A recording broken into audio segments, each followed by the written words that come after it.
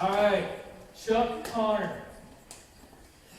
This gentleman has provided so much for Patch, played so many roles. Again, he sat across the table from me at the interview, and his patience and his virtue and what his mission and vision that he had in mind for what Patch could be really led the way. And Chuck, as always, comes by the office on a regular visit and checks in with us. He's played a very diverse amount of roles for us. He was our bee expert 10 years ago. Now he's back to being our bee expert. Even today, he was out at the farm, Sunnybank Farm, with our high school and college kids, helping them and Kenny and Becky. And from that to starting our green room when we said we need help growing lettuce in our hydroponics, we were struggling to figure stuff out. Mr. Connor stepped in and said, I can do that, and I'll work with these high school boys and we'll get it all sorted out. And you talk about a hullabaloo. There's so much science involved with hydroponics and getting it right. And Chuck diligently worked his way through that while teaching kids, which is incredibly hard and frustrating. There's many a days that I come over and say, hey, you're doing such wonderful things. He's like, yeah, I don't know. This is tough. You know, we have this kid, and we had a flood, and we had a water leak. And I'm like, yeah, but look at what you're doing.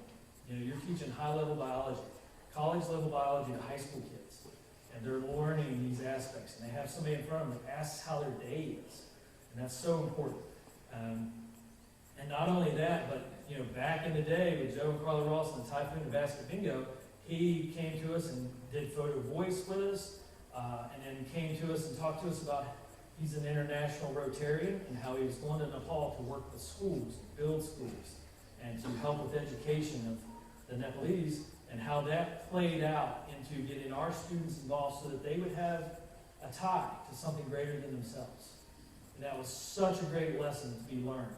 And it was such a great opportunity for our high school students to have that opportunity, where they could talk to somebody. He always came in during the Basket Bingos, did a slideshow presentation with what he had experienced and how he had worked with the culture over there, and, you know, half a world away. And it always enthralled our students, and it always gave them that sense and hope that they too could go out and do something wonderful in the world. And I won't ever let go of that idea that our students, even from rural West Virginia, rural Roane County, they can have an impact on the world because of the examples they've seen right in front of them. They can have purpose with their own community and in the greater community. And that's the aspects that Mr. Connor has brought to Patch from day one. And again, as I sat across the table in the interview panel, what a wonderful three-person panel to be brought into the Patch fold, so to speak. So when we talk about a room full of wonderful people, the contributors here is amazing. So Chuck Connor has been the pivotal person that was right there in the beginning and has been with us from day one, 24 years later. Again, it's easy to do something for 1 or 2 times, a week, a month, but imagine 25 years. This is 25 years. So thank you.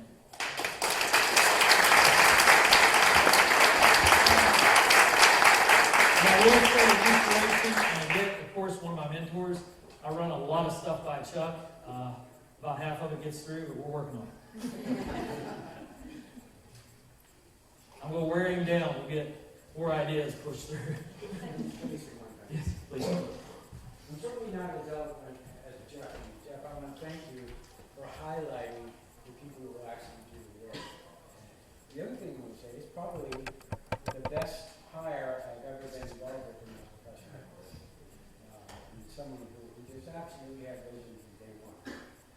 The last thing I want to say, if you've ever wondered what community is, you just witnessed over the last couple of hours what community means.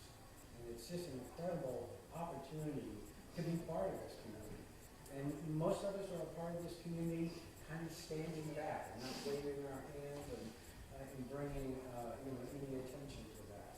This is what makes community drive. It makes community change.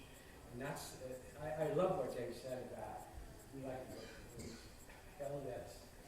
They want Hits the police line up. So fit, and they need people. And it's good to have people step up at the state level and say, hey, you know, we can't do this. You need to change the rules. We sat in on a couple of evaluations from the state, and they just simply wanted to check boxes. They didn't want to hear that we had 3 daycare centers. The state legislature won't even touch in here in this small community, and then we have two here and one in River. So it's an honor to be a part of this organization.